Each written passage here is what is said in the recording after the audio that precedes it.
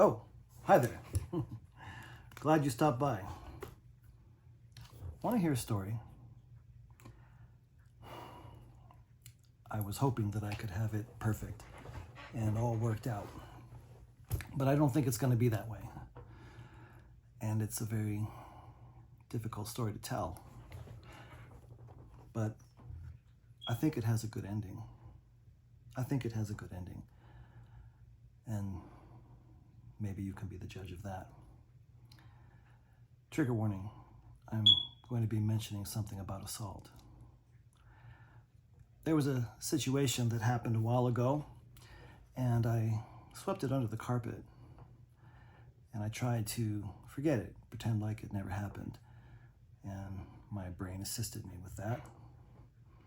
But recently, through a series of events, I wasn't able to forget it, and that is me being violently raped. There, I said it. It's hard to say that. It's not something that anyone wants to think about, but it happened some time ago, but I had swept everything under the carpet and pretended like it didn't happen, and even to the point where I basically forgot about it. But something like that, you can't forget about forever, can you? So recently, over the last month, I've been going through therapy and doing some other things, and as a Christian, certainly I've been praying about this and trying to get all the support I can. The therapy I decided to choose is the most intense that you can undergo. Taking 3 appointments a week, doing 3 to 4 hours of homework. Yeah, I'm diving in. But the interesting thing is that as I'm going through this, my therapist, she said that she's amazed at how quickly I'm actually processing everything according to what would be typical. And actually in the process, other memories of my childhood have come up. And I've been processing all of those at the same time. And there's just a lot of garbage that I'm now confronting. And as I, talk to my family, I tell them, I think God wants to disarm my past, things that had power over me, and God doesn't want it to have power over me any longer. And so that's what we're doing. Yes, I'm doing some things that I have to do in the natural, but I'm heavily, heavily trusting upon God. And quite frankly, I'm going to give all the credit to the Lord, because I don't think I would be able to do this without his help. And I certainly don't think I would be able to make the incredible progress, apparently, according to the professional, that I'm making without special support from God. So why am I telling you this? Well,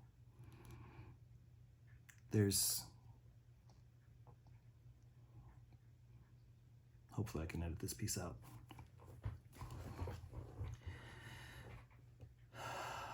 Yeah, this is a hard story to tell. You see, the Bible has a lot to say about things like this, believe it or not. Maybe it doesn't have lots and lots of things to say about how to deal with a sexual assault, but it does have a lot to say about suffering.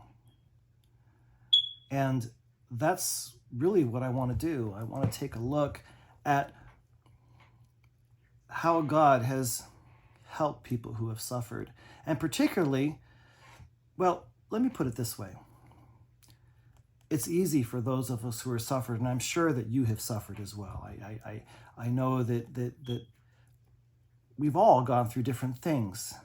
Some are relatively smaller and some are relatively bigger than others, but we've all gone through things that have been traumatic and difficult, and regardless of what other people have gone through, those things are difficult for us. But God has something to say about that.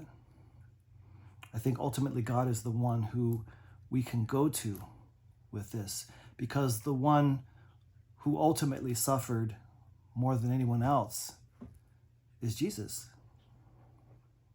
Yeah, the Bible has a lot to say about suffering.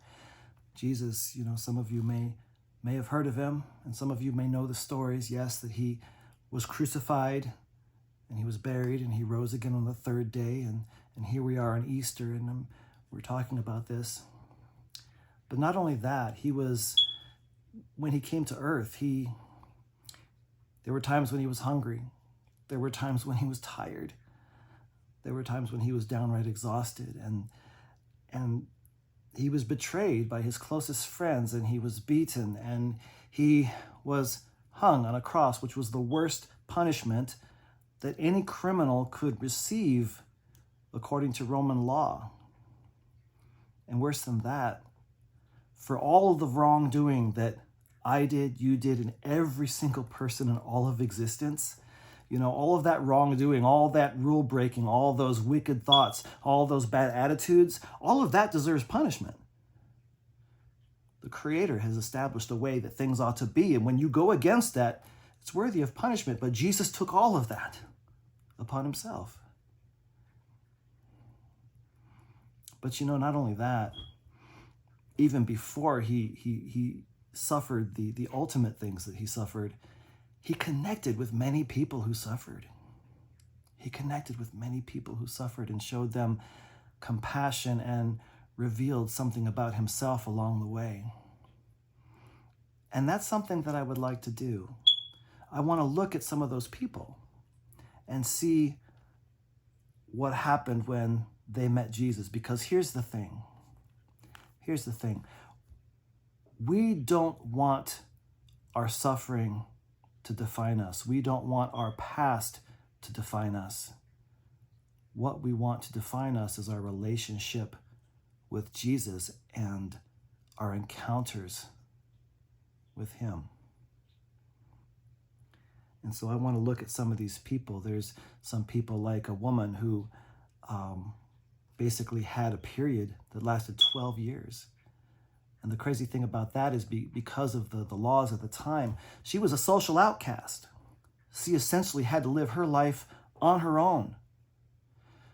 There was another guy there's two people who were paralyzed that I'm thinking about. One of them was paralyzed for 38 years, and he was lying by a place where disabled people were laid to hang out, and he was just praying for a miracle. And then the other paralyzed guy that I'm thinking about, he couldn't do anything without the help of his friends. And then there was a man who was born blind, and he had an encounter with Jesus. And that's what I want to take a look at, because again, I want to disarm my past. And that's what I'm in the process of doing. And I think ultimately that's what you want to do too. Maybe you're not even thinking of it that way, but do you really want to be ruled by your past? Do you really want to be ruled by your trauma? Do you really want to be ruled by your suffering? I would hope not. But I want you to just understand a couple things really clearly. I'm not just some Bible teacher who's in the ivory tower who doesn't really know anything, who's just talking about pie in the sky kind of stuff, right? I hope you understand at least a little bit of that, because at the very beginning, I'm telling you that I experienced sexual assault. But I've suffered. I suffered. Aside from being raped, I was molested as a child by both adults and younger folks who are maybe 3 to 5 years older than me. We talk about people coming from a broken home. Yes, I came from a broken home. My father left when I was around 7 or 8, and then he took his life. And then my mother, she went off the deep end, and she found her solace in drugs and whoever she could find comfort from. A lot of times I was left with my grandparents who were alcoholics, and we lived in a lot of the worst neighborhoods where I would sleep on the floor and fellowship with the cockroaches and other creatures. Yeah, I was homeless for a time, living in battered women's shelters with my mother. I was also homeless as an adult for a period of time. Yeah, I was bullied in school, betrayed by my best friends. Also, I was an Army chaplain, and I had 2 combat deployments, one in Afghanistan, one in Iraq, and I saw more death, enough death to last several lifetimes. Yes, I've had the anxiety, I've had depression, debilitatingly so, and I've even had suicidal ideations. And I'm not even just talking about the random thoughts, but I'm talking about, some of you know what that is.